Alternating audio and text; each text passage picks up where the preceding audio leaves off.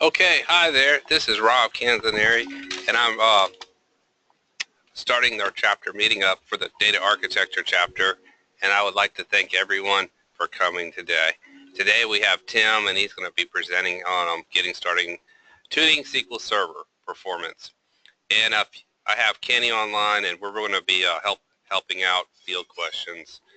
And if you need me, ever want to email me, my email is rob@sqltigers.com. Let's see. So we have some upcoming meetings, and Glenn is going to be giving our next meeting on April 12th, so I hope everyone can attend that meeting, and it'd be great to have a massive turnout like today. So thank y'all for coming. I'd like to thank our sponsor, Nutanix. They have a link there, and if you don't mind, click, trying out that bit.ly link. That would be great. They sponsor us, and they do, and I really appreciate what they do for our chapter. You can't hear me?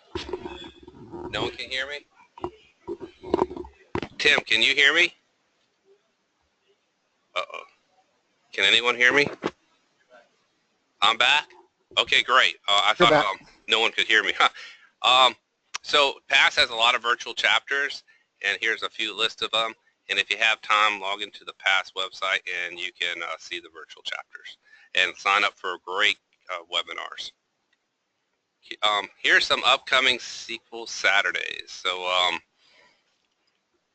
if you're in these areas, you can sign up. I know we're past March 11th. Today is March 14th, which someone told me a joke about pi, 3.14. I thought that was kind of cool about today. So you won't be able to go to March 11th, obviously, but they have them on the 18th. So with that, I'm going to turn it over to Tim.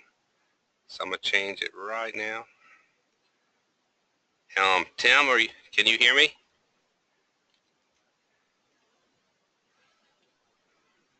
Okay. Yes, I can. Okay, great. I'm going to mute myself out. I was muted and it was switching over, so. Okay. Thank you, Tim, for coming, by the way. Oh, thanks for having me. Can you see my slide okay? I can see it great. Fantastic.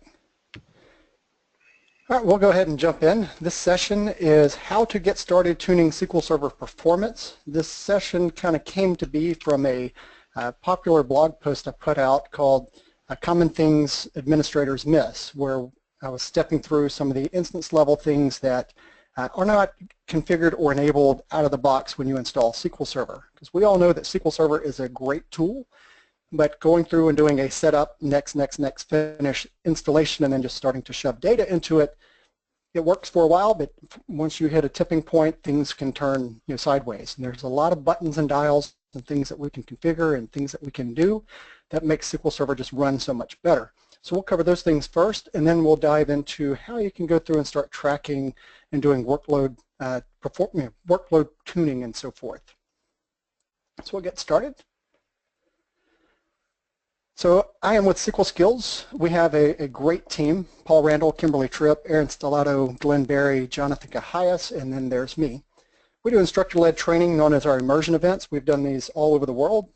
In 2017, we'll be in Chicago and Bellevue, and I'll talk more on that in just a moment. We do online training through Pluralsight, fantastic company. I just finished wrapping up recording my course on Azure SQL Database, and Aaron Stellato just finished up a course recently on Query Store, so hopefully 2 really cool new courses coming out.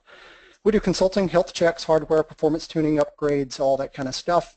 Remote DBA, that's one of my favorite things to do with a company, and that's where we do regular monitoring and tuning and fixing of client systems, so kind of staff augmentation or just having SQL skills on retainer and in your back pocket.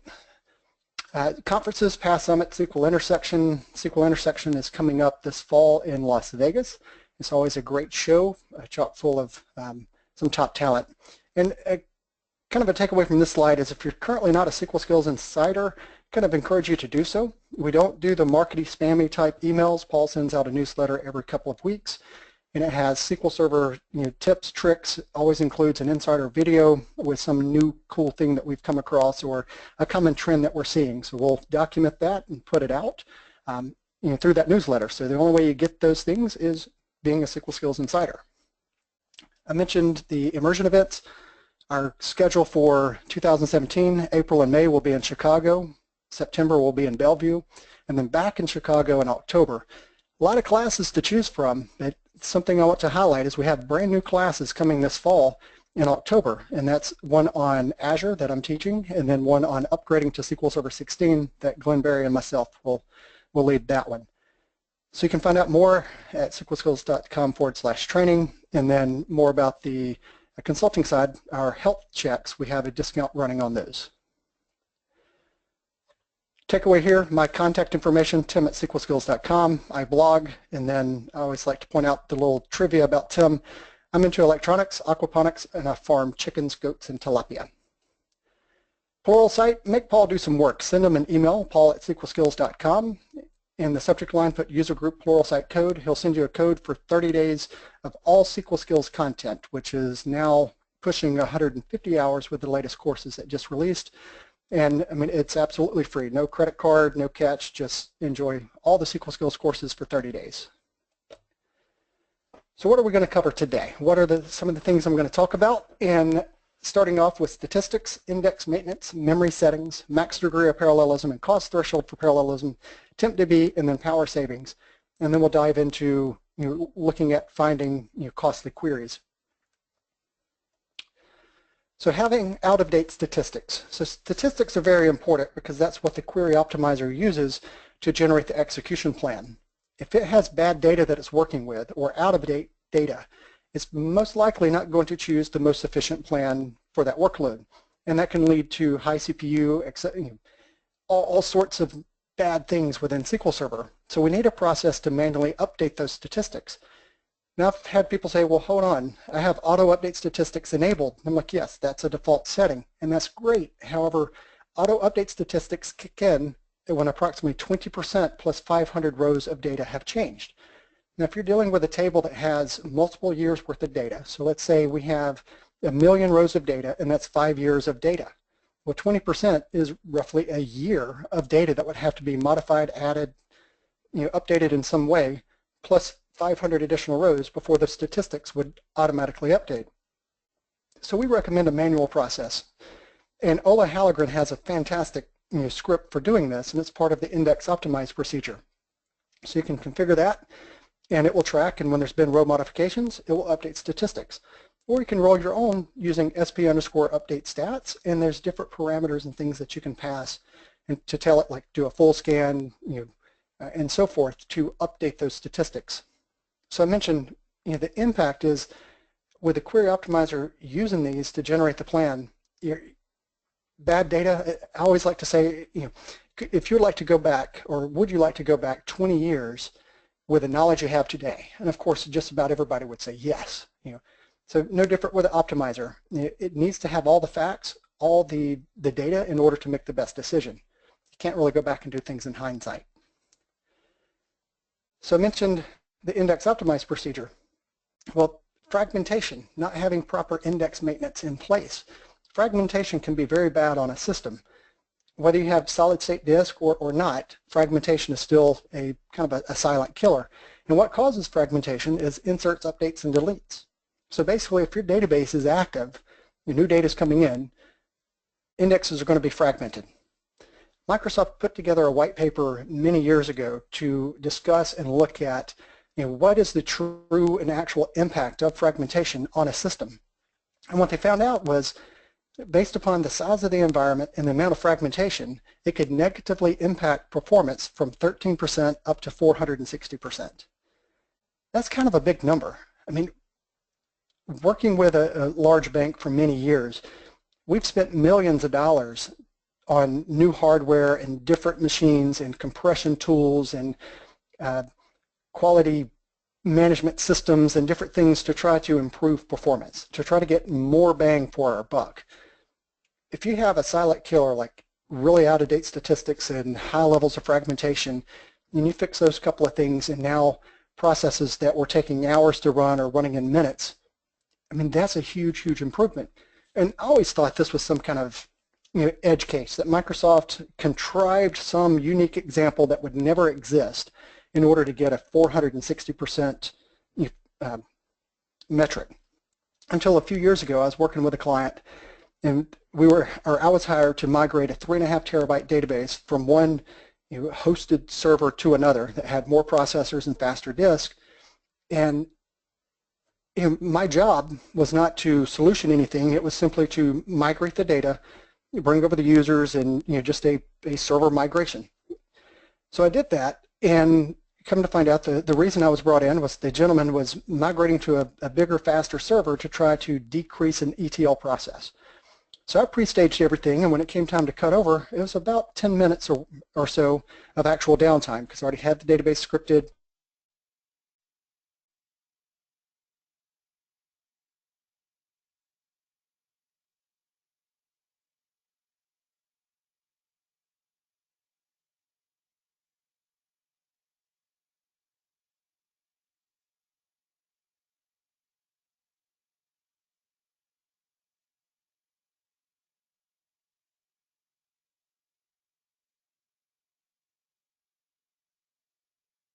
A whole lot of money on a new server, faster disk, more SQL Server licensing, and the ETL process only improved by 2 hours. So I had made mention that noticing the fragmentation, can I take a look at the instance and just step through a few things? Come to find out, no regular maintenance jobs, no index optimize, no statistics updates. And so all I did was rebuilt the indexes. It was Enterprise Edition, so we did an online operation. And any of the indexes that were not overly fragmented to where I could reorg, we updated statistics on those. The next night, ETL process ran in less than 2 hours. And I know this because I got a phone call stating, what did I do to break the system? And in research and them validating their data, everything was consistent. The data was there, just the process ran in just under 2 hours. So with that migration, with better hardware, with a much larger expense for the hardware and license, he got a 2-hour improvement from a 14-hour process. Updating statistics and eliminating fragmentation, you went from 12 hours to 2. So 460% is a realistic number. Now, have I seen those kind of metrics since then? Not to that extreme, but yes, we drastically see improvements when you have better statistics or more up-to-date statistics and lesser fragmentation. So what if you have all solid-state disk? Well, fragmentation is white space within the pages. You're still going to be wasting space in the buffer pool if you have high fragmentation, even though you have super fast disk. Unless you're working in an environment, we'll say you have 128 gig of RAM and a 60 gig database where the whole thing can reside in memory. The wasted space in the buffer pool may not be an issue for you. Those are very few and far between. Most people have maybe 128 gig of RAM and a terabyte database. And even a terabyte on solid state, you're still not going to fit it all in memory. So fragmentation, yes, take a look at it. So how do we do this? I kind of alluded to it. You can rebuild, you can reorganize, or you can disable and then rebuild the index. You can schedule rebuilds or reorganizations in a maintenance plan, and I put less than or equal to 2014. So with SQL Server 2016, the maintenance plans got smarter. You got a little bit more intelligence where you can now state within a fragmentation level. So if you're between 10 to 30% fragmentation, then maybe you want to do a reorganization. If you're over 30%, maybe you want to rebuild. But if you're less than that 10%, don't do anything. So it took some additional logic that we have been using for years, that's built into Ola's process. So custom scripts such as Ola Hallegren's index optimize script within a SQL agent job, and then there's a lot of third-party tools. These tools in Ola's process, and Michelle Ufford has one that she open sourced a couple of years ago. Those you can say if it's less than a certain number of pages, say 1,000 pages, and fragmentation levels less than 10%, don't worry about it. If it's between two ranges, do something. If it's over something else, like 30%, then rebuild. Or if you're standard edition and you have no maintenance window, maybe you only want to reorganize. But you need to do something. There's multiple ways. The third-party tools, they have charts and graphs. Maybe you like that, and maybe you just like spending the money. But there are very inexpensive as in free products out there, scripts that people are sharing that you can handle this. All right, next is your default memory settings. This one can also have a very negative effect, and it's due to SQL Server's default memory value, which is set to a very large number, 2 petabytes. So if you have less than 2 petabytes of RAM, then SQL Server will try to consume all memory available, and that's potentially starve the operating system to where the OS is having to ask for memory. SQL Server has to back off, let the OS pick up some memory, do its process. The OS is nice. It's a friendly neighbor. It releases the memory back. SQL Server will take it back up. The OS needs to do something. It has to ask for memory again. SQL Server has to release some memory. And that whole back and forth is problematic for the operating system and for SQL Server. And it's more of an issue with 2008 R2 and below, because with 2012 the memory manager has been had a complete redesign. So with 2008 R2 and below, the max memory value really only applied to the buffer pool. 2012, it's all memory managers are controlled by that max server memory value. Now say you can consider letting SQL Server dynamically manage memory in 2012 and above, because the story I was told, and I've yet to be able to find any official documentation on it, so I probably shouldn't say this to such a large crowd, but I was told that when SQL Server starts up, it will look at the available memory and it will set an artificial threshold of 90%. So let's say there's 1,000 gigabytes. It's going to take 900 of those gigabytes. Well, if SQL Server becomes under memory pressure and needs more memory, it will look and see how much memory is available to the OS. So let's say the operating system is using 20 of that, so there should be 80 still available. SQL Server would take up to 50% of that value, so 40 gigabytes more. So now SQL Server is using 940. 40 is still available to the OS. It's only consuming 20, so it has a large number of memory still available to it if it needs it. Where is that documented? I asked the person that shared that with me, well, would you still set max server memory for your top clients? And he said, of course, because just in case. So I like to share the story that it's cool that that's there, although I can't find the documentation for it. And this was somebody internal that told me this, not under NDA. I mean, it was at a public, there was several of us in the room at a SQL Saturday that it was shared with. So that's neat, but yes, I still set max server memory for 2012 and above. Min server memory, I really have it come into an issue where I've been bitten by setting minimum memory, because I typically only work on dedicated servers that are dedicated to SQL Server. Now, if you have a server that is running SQL Server analysis services, the application, and so forth, then maybe you want to set min memory to where if the OS is trying to take more memory or something is kind of run amok on that server and it's just consuming resources and consuming RAM, and that SQL Server won't back off all memory. So that, yes, you may get into a situation where SQL Server has given away half of its memory and it's under memory pressure and struggling, but that's better than SQL Server just giving it all up and shutting down or crashing. Situations where you may set a min value and it's a virtual server and it's being ballooned and it can't take it because you have locked pages in memory and min server memory, then you could potentially face a blue screen situation. So I'll always set max. I occasionally set memory or min memory if there's a situation where it's a shared resource.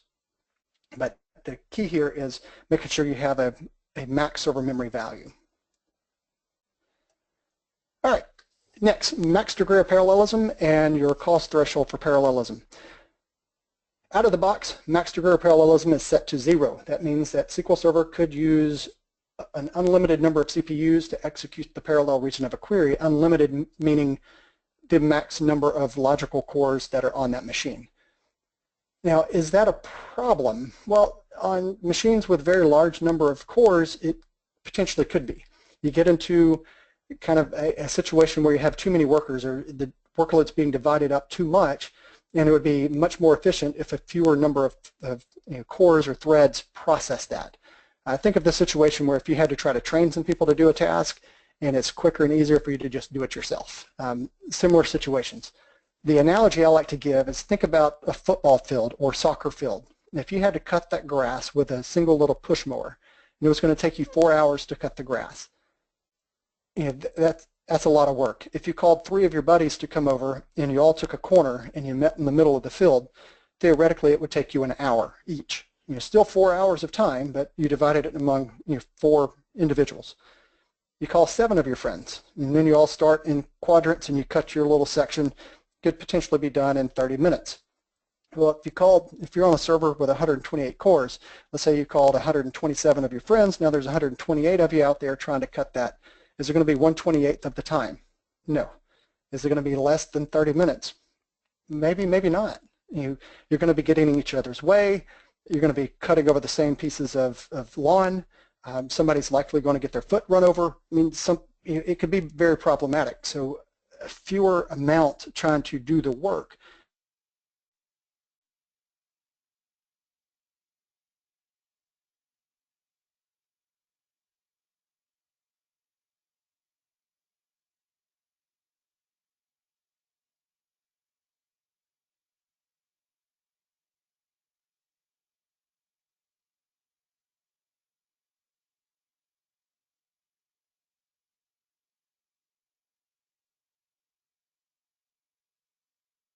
So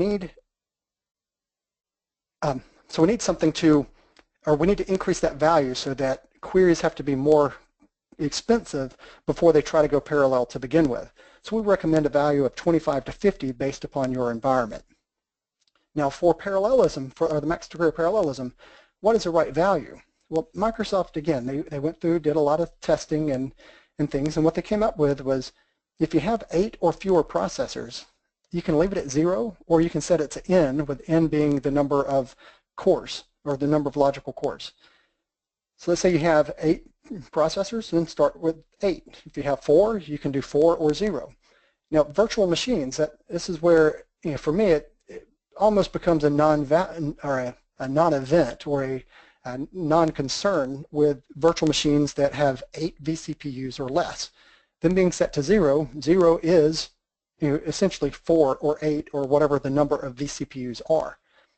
Still highlight this in our audits to let the client know that if you ever migrated this back to a physical machine, or for whatever reason you ever increased to a higher number of vCPUs, you need to know about this.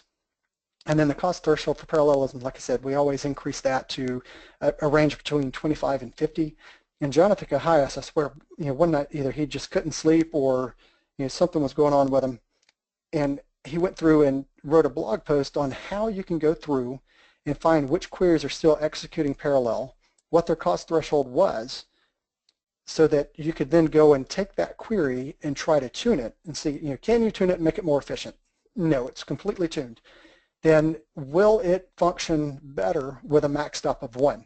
So you could go through and re-execute that query, set a max stop hen of 1, and see if it operates better single-threaded. And if it does, then you could potentially increase your cost threshold higher, or if it's a stored procedure, you could just add the query hint in the stored procedure. And so Jonathan documents that process, and it's a lot of fun to go through and look and see which queries are still executing parallel and seeing how you can fine-tune there.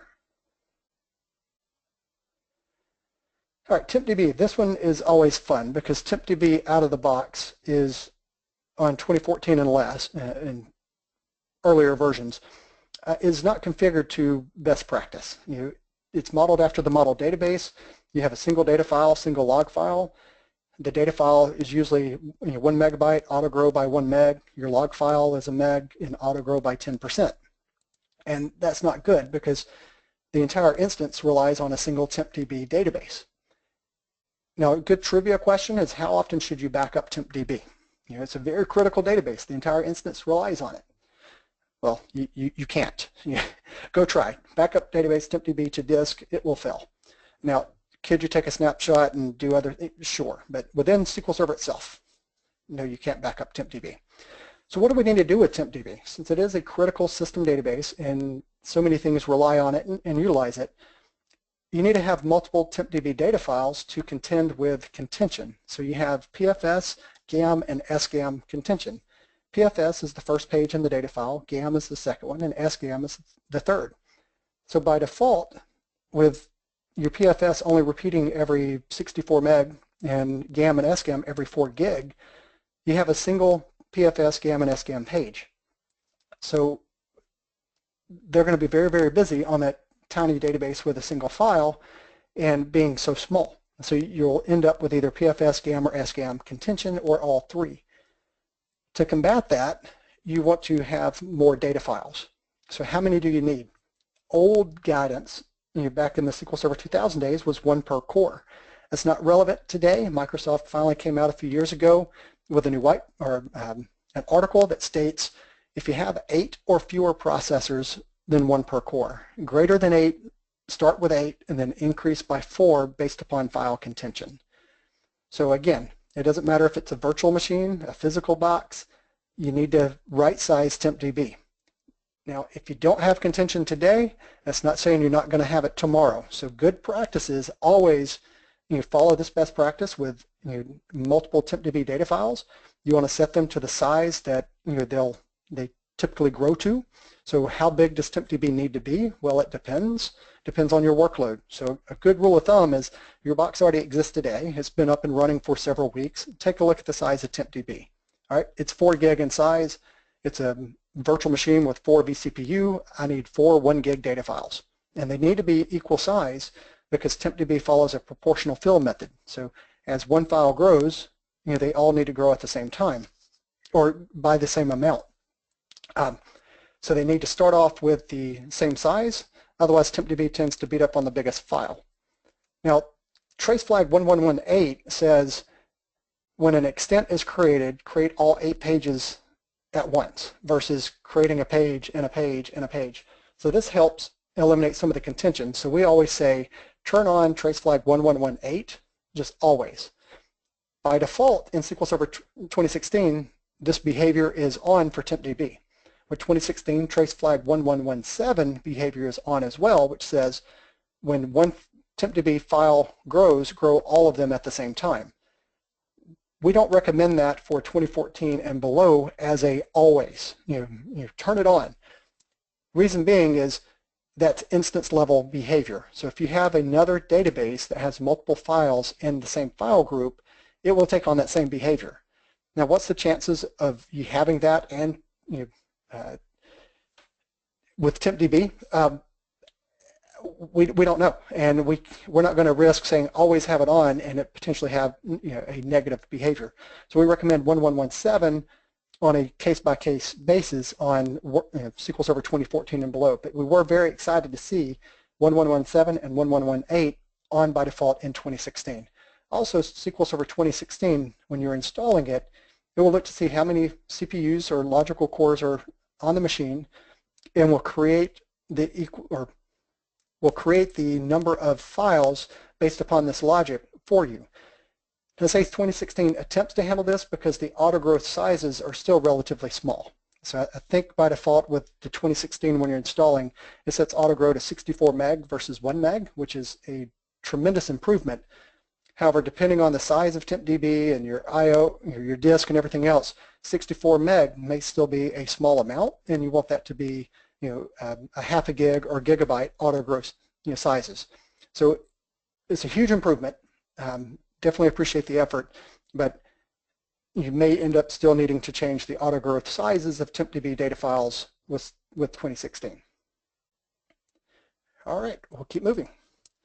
So balance power, this one is kind of fun. So out of the box, when you purchase a piece of hardware such as a laptop, desktop computer, server for your data center, everyone's trying to go green. I guess they get some tax credits for green initiative, and they have this thing called balance power, which means it's going to try to consume less power, so it will underclock CPUs. It may potentially put network interface cards to sleep. Your laptops and your phones and other things, the screens will start dimming and then shut off and so forth. So it's really good for portable devices, where we want batteries and things to last. But in a server, in your data center, where you're spending thousands and thousands of dollars per CPU and fast disk and buses and chassis and racks and all this kind of stuff, I mean, you're paying for performance. you don't need your CPUs going from say a 3-something gigahertz processor back to late 1990s and early 2000s technology, to where your 3 gigahertz processor is now running at 700 or 800 megahertz. You want the power to be there when you need it. So this underclocking behavior is not conducive for SQL Server and performance. So we need to modify that, and you need to change the power plan from balanced power to high performance. Now, we really need to take this a step further and have any kind of power savings disabled in the BIOS, especially when you're starting to get into virtualization with Hyper-V and VMware and other things where your cores are virtual cores and things are abstracted by the hypervisor. It becomes a little bit more difficult to determine whether you're being held victim of balanced power. Because if you're on a shared host and that host underclocks its CPUs, but it's telling the hypervisor is still telling you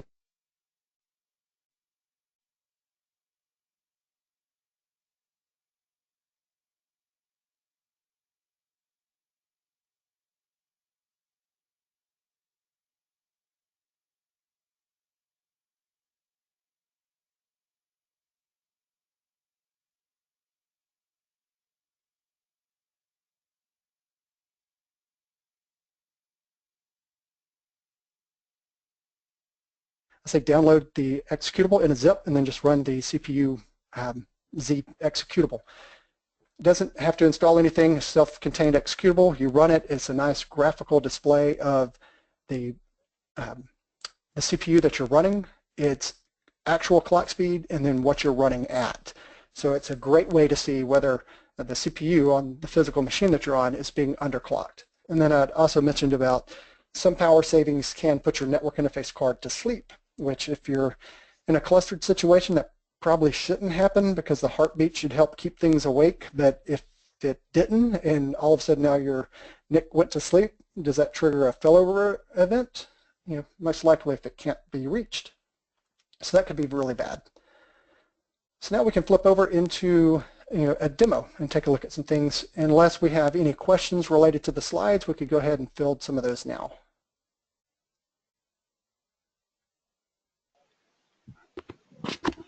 Okay, let me take a look for you, Tim. All right. Will you, this is just general, will you be giving us the PowerPoint or any of the presentation so we can share it with the all the, the members? Absolutely. Okay, that was easy. Let's see. Let me go up here.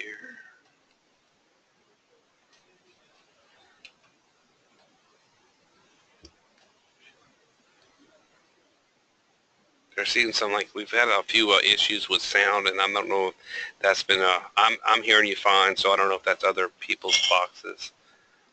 Let's see. So there was a question about the max memory for SQL Server in a virtual environment.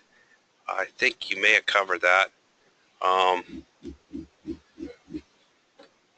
Well, I can still hit on that one, and even in a virtual environment, it's what's allocated to the virtual host, or to the guest.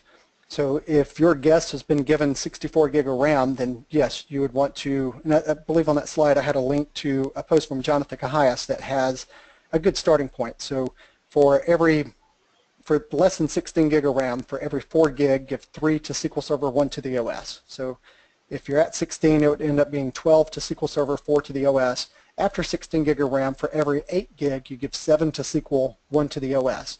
So when you get up to 64 gig of RAM, it's going to end up being something like 56 gig allocated to SQL Server, and then the rest is available to the OS. The issue comes in on a virtualized environment. Are you oversubscribing memory to where you've allocated more memory to the guest than the host actually has? And in those cases, when something becomes under memory pressure, the hypervisor would try to balloon a guest to make it release memory so it can allocate to someone else. And that gets into a very, very dangerous place when you're virtualizing SQL Server. So we always say don't oversubscribe memory. CPU is a different story. You can get away with that because SQL Server is usually not CPU bound, but memory. So SQL Server is going to consume the memory, so you don't want to oversubscribe. But yes, in a virtual environment, you still want to set a max server memory. for the same reasons you would on a physical, to stop SQL Server from starving the OS. Okay, thank you. There's another question about a trace flag, number 2371. Are you familiar with that trace flag? 2371 is, I'm thinking that may be the one related to statistics. Yeah, that's right. All right, so yes, so enabling trace flag 2371, so it uses to kind of work with incremental statistics, or where it will update statistics at a lesser percentage than 20%. There's no harm in using that, and this is my personal professional opinion, is there's not a harm in decreasing that 20% value, but I'm not going to and never would recommend for a client to enable or use trace flag 2371 in place of a manual process to update statistics. Reason being is I don't want, I want to try to prevent statistics from trying to be updated during normal production hours, and I want to schedule these things when it's best for my environment. So during a lesser workload or a maintenance window is when I'm going to be running my manual update statistics. So theoretically, if I'm doing that, I shouldn't run into a situation where auto update statistics should have to kick in unless there's been a tremendous churn of data in a particular table. But there's no harm in decreasing it, but you want that just as a safeguard, not as a, hey, this is my maintenance. Here's an interesting question. It says, do you see a difference in updating statistics with the cardinality estimator version 7.0 versus the new cardinality estimator? I haven't looked at that. That is a fantastic question, and one that I would probably defer over to Kimberly or Aaron. So I'm definitely looking forward to getting that one, Rob, in an email so I can follow up. Oh, yeah, by the way, all these questions, if we don't hit them today, I'm going to forward them off to Tim, and he'll, I'm sure you can do a blog or get back to everyone and, look at the questions. Yeah, because that would be a good blog post if one doesn't already exist on, if cardinality estimation is different or any kind of improvement with statistics. Here's one more. It's about full scans versus sample scans. Do you have any advice whether to do a full or sample on the statistics? Yeah, that's a good, it depends. For the most part, the like Ola's process for updating statistics, it is good. I mean, and with the sample rates, if the data is not tremendously skewed, update statistics should do a good job. But if you have very unique data sets where the sample rate is not going to be inclusive enough, then you may be in a situation where you have to do a full scan so that you're taking the nuclear option in updating everything whether it needs it or not. But I do know that that's been pretty well documented by Kimberly on her blog post on statistics. You're kind of highlighting some of the various scenarios of when you would have to use one versus the other. But it really all comes down to the data set that you're working with. Okay.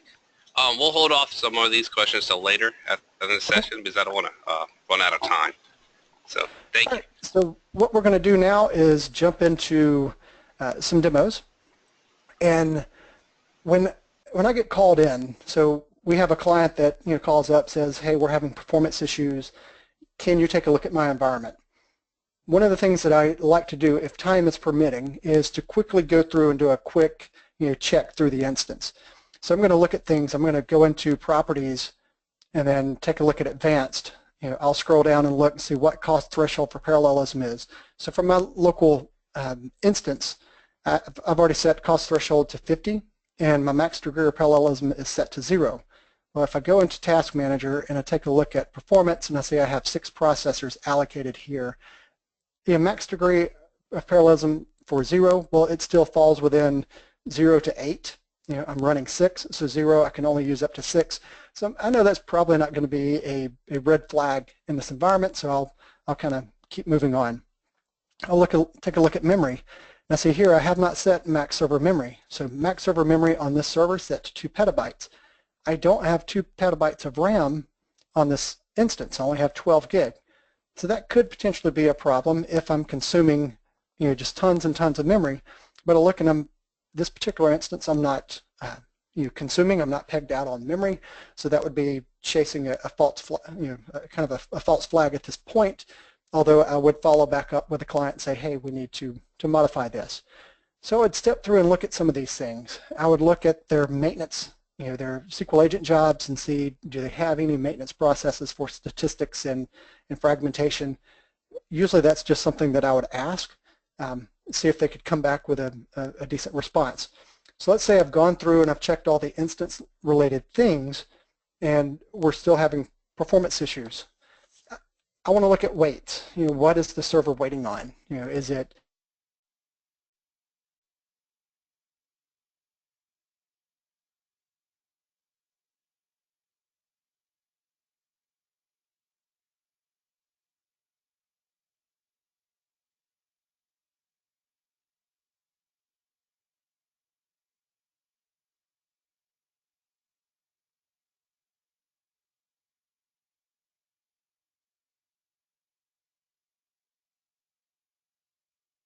weights and general file statistics?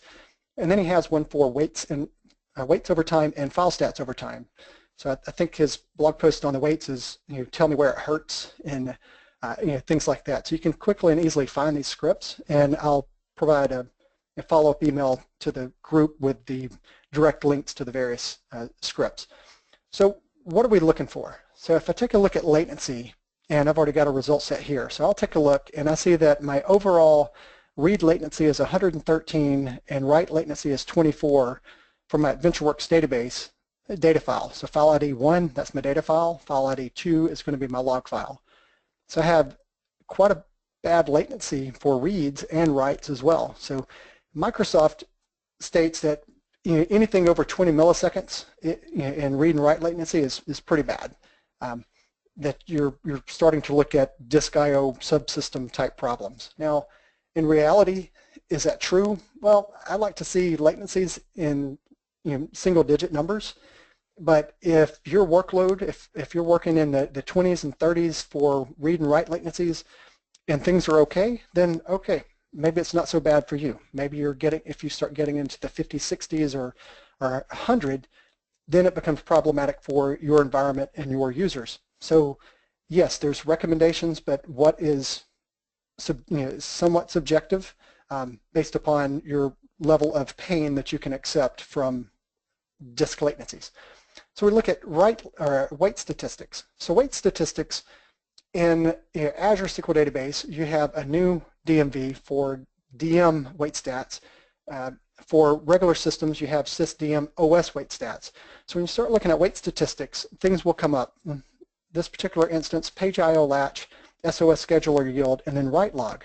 And then you can look at the overall percentage. Now don't be thrown off by high percentage, but if your average wait time is extremely small, then just because it's your highest wait, but it's relatively microseconds in waiting for that, may not be your red herring, may not be a true problem. But like in this case, 6 milliseconds for write log, 1.2 seconds for page IO latch, I have some disk issues going on there. But this is cumulative since the server has been up.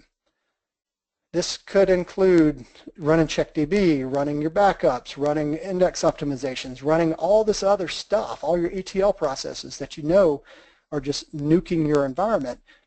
So are these numbers realistic for production hours? We don't know. Is it a production issue? Is it an after hours issue? These are cumulative numbers, so they could be being skewed. So what you need to be able to do is look at a particular point in time. So capture your data now, and then capture it at some point in the future, compute the differences to know what your average latency is during that time. So we're going to step through this and do that. So we have a script, weight statistics, or weight stats over time, and we have a wait for delay. So what we're going to do is we're going to capture the weight stats, we're going to wait for a period of time, and then we're going to capture them again, and then return the difference. Similar with our latency over time. So we're going to run this script, wait for a period of time, run it again, and then compute the changes. But to do this, we're going to throw a workload at it. So I'm going to come over to a tuning demo. And what I want to show you is, I've probably already killed my environment. So let's say this came back with a whole lot of data. And we can skew the numbers just a little bit, throw in a couple more queries. And so what I'm querying is the sysdm exec cache plans, and then joining over to the exec SQL text so that I can get the actual queries that were being executed. So we can see here we have different result sets, and we have the text that was being ran. But in the real world, this thing would be huge, and I would see use counts that are from the beginning of time or since the server was restarted. And there may be situations where you want to clear this. So you want to start with a clean slate and know that I want to see the data that's happening from right now for the next 30 minutes. So I want to free my procedure cache. Now in SQL Server 2016, we got some new syntax called alter database scoped configuration clear procedure cache. So we're going to clear a cache. We take a look back and we see that nothing is going on. So we're going to kick off a slight workload. We're going to take a look at our waits over time and then our latency over time, and we'll let this run. And I'm hoping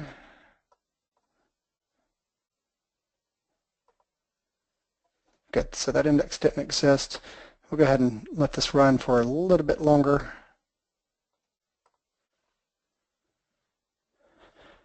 You always forget when I do some of these demos. I'm pretty sure that I go back and clean things up, but if you're trying to show where indexes are beneficial and you already have the index, you kind of blew your demo by already having your index in place.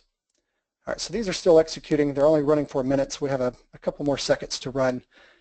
So some of the other things that I had talked about in a local machine, some of the settings that you can update, you have your sys.configurations, and we want to do a select. So you can query and then look through and see where certain things are configured.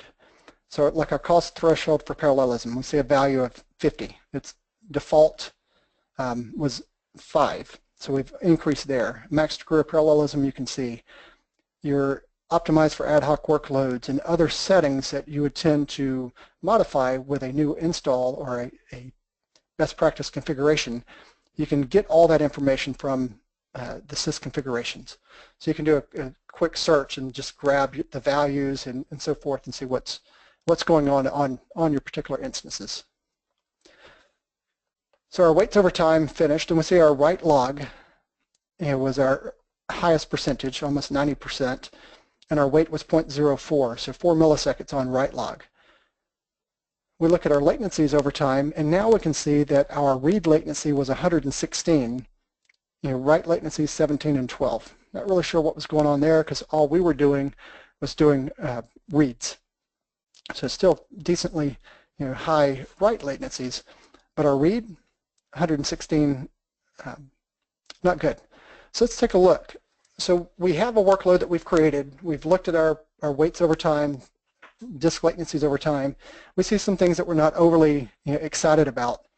And so we're going to query the procedure cache and look and see what we have going on. So in this case, we had a particular query that was executed 200 times, another one 150 times.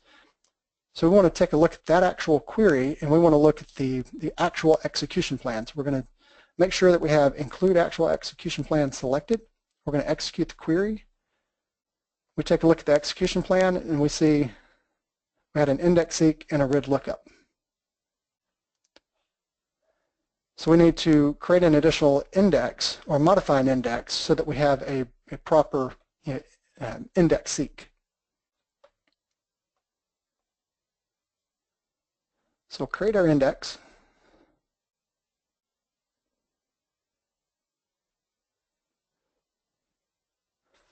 And then I'll explain and show why this is slightly skewed from my original demo in just a moment, because that was supposed to be a table scan, not have any kind of index seek there. So it will all make sense in just a moment. I know we're coming pretty well up on time.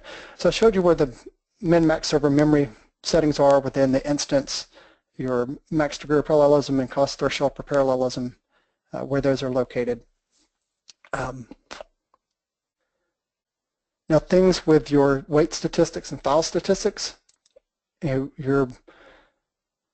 you can clear your weights, but you can't clear your file statistics. So those are only cleared when you restart your instance. So in cases of like that, I mean, the only way that you're truly going to know what's happening during certain periods of time is to capture that data and then synchronize the deltas, to look at the difference between beginning time and end time to know what's actually going on. So what I've done for a lot of clients is I'll put in a process that captures this, so it's running every hour, and it's running these exact scripts, but instead of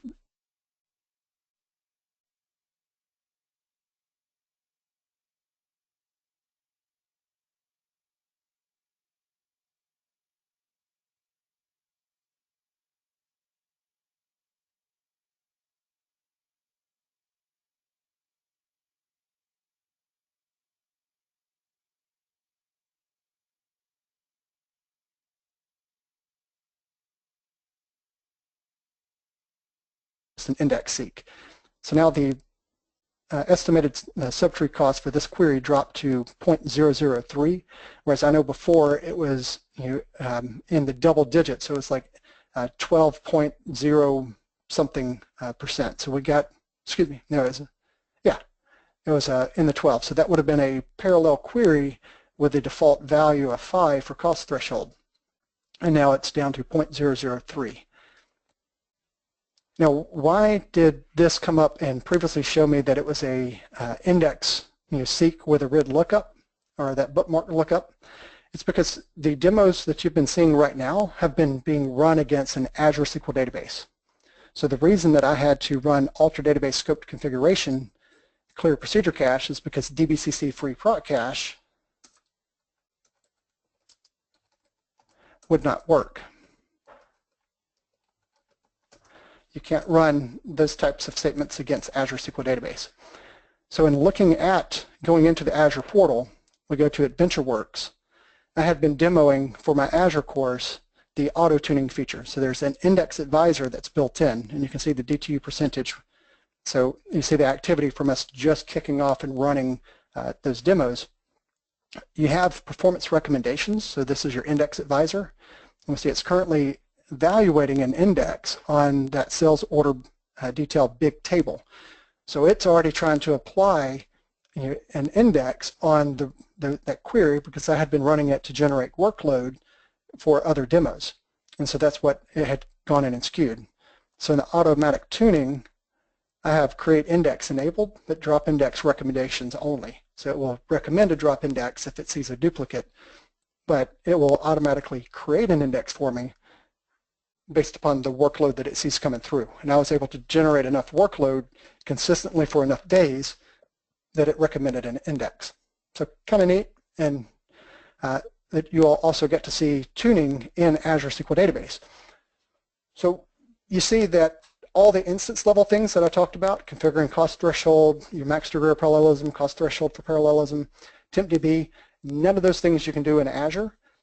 You can and still need to take a look at index fragmentation and update statistics, but doing your workload tuning, finding queries that have missing indexes, finding queries that are doing all kinds of evil things like draw a blank, having to cast and convert, and those kinds of things we need to still fix. And with Azure, you're paying for compute, so it becomes even more important.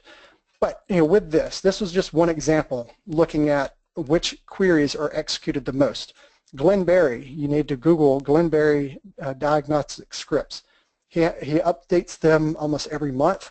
He has scripts for 2008, AR2, 2012, 2014, 2016. I think he may even have some DNext stuff out there.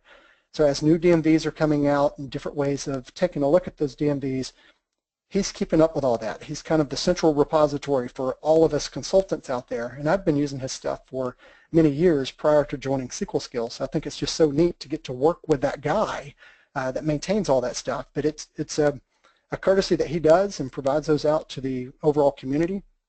And with those scripts, yes, you can look at the top execution count, but that may not reveal my problem.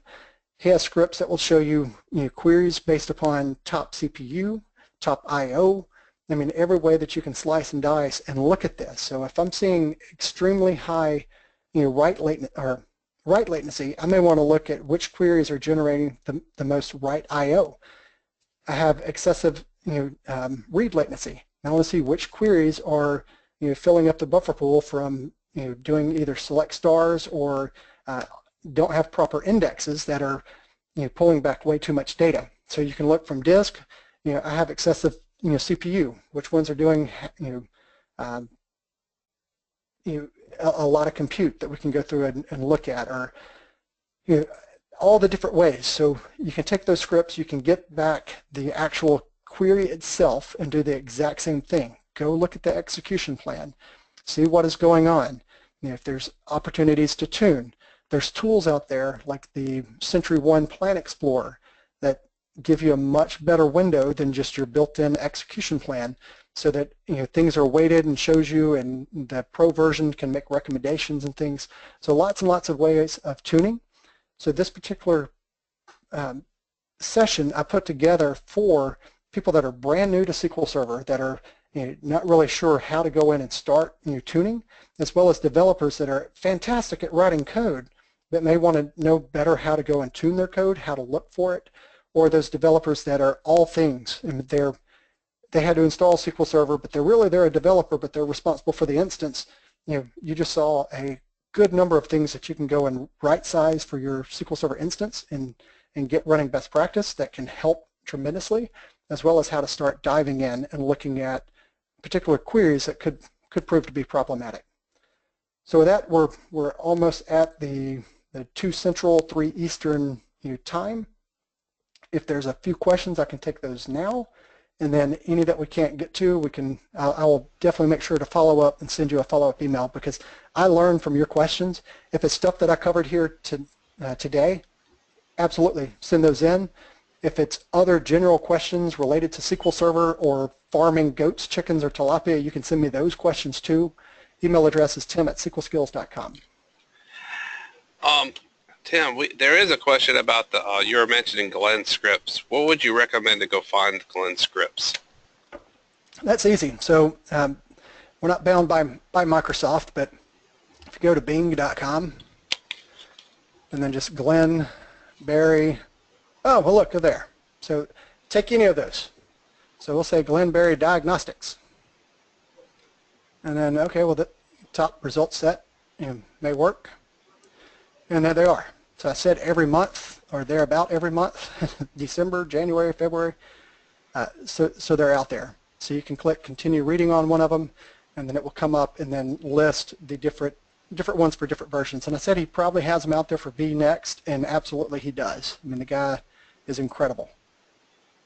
Even still has them for 2005. So 2005, 8, 8R2, 2012, 14, 16, and 2016. Even includes a spreadsheet where you can dump the result sets from the queries themselves into a spreadsheet so that you can better analyze. So they're all there. And then too, you could just go to sqlskills.com. We have the various folks listed over to the side. So Glenn Berry, click on his name, it takes you to his blog, and then he has the categories listed there. So here we go. How do I find about new SQL Server cumulative updates? So yeah, very, very easy to find. But the easiest and quickest is just a Google Bing search for Glenn Berry DMVs or Glenn Berry Diagnostics. Tim, thanks for coming on today. It's been great, Oh, it's my pleasure. We're about 1 minute from running. The meeting's going to end, so I just want to take a minute, thank everyone else for joining us today. A few people came in late, and I'm not sure if it had something to do with the time change. It's kind of odd. We had about 185 people show up today. Thank y'all all for coming, and I will put it on YouTube. I will send the all the information to Tim as a follow-up, all the questions. And if you go to our website, I created a new tab for our 2017 presentation. So all the information, the YouTube, the speaker information, etc. I'm going to put it all there. I've been putting it there, and it makes it a little easier for everyone to find it. So with that, we're going to go ahead and close out the session, and I hope to see y'all next time. Speaking of Glenn, he's going to be on our next session. So this guy's incredible, so please join us. Thank you, Tim, again. Hey, thank you. All right, bye, everyone.